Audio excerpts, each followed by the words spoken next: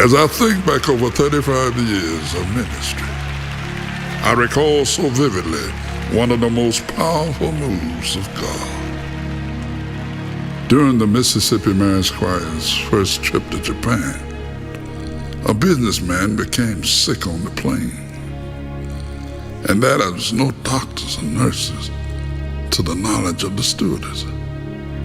But in the Mississippi Mass Choir, our organist was Dr. Thurston Cox, which was a medical doctor, and we had nurses, Sister Doris Miller and Sister Desiree Johnson. We also had a fire chief by the name of Jerry Mannery. This man was in a dying stage. Oh, they worked and they worked and they worked, and they brought him back. This incident opened the doors of Japan for us. We were immediately welcomed. The businessman and his wife came to the concert, even brought flowers to thank the choir. The power of God was really strong that night. The choir sang melodiously. Then the time came for me to do the altar call. You see, it's the Mississippi Mass Choir's custom to give an altar call at the end of each service. So the promoter provided for me an interpreter by the name of Mimi. Now, Mimi had recently been converted from Buddhism to Christianity. So I stepped to the mic, as I'd done so many nights before. But this night was different, for in front of me sat thousands of people that did not speak my language, and neither did I speak theirs.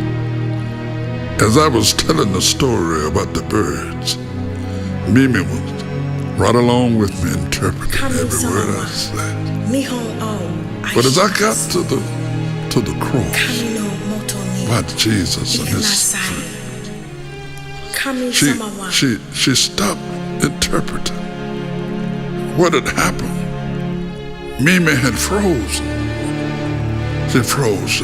I said, Mimi, translate Mimi. She remained silent. Oh, the choir was behind me, and a sea of Japanese people in front of me, and Mimi silent. I whispered a prayer and said, oh, Jesus, help me.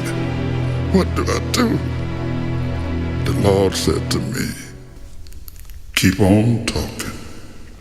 So with holy boldness, I began to speak to the crowd as if they were all native Mississippians. When I made the altar call, the people got up out of their seats and came to the altar with tears in their eyes. They were crying. The crowd members said, what happened? How did they understand what you were saying? I said, you have just witnessed Pentecost in Tokyo. From that Japanese tour, over 4,500 Japanese was converted to Christianity. The number is still growing. Praise the Lord. What a miracle. Pentecost in Tokyo.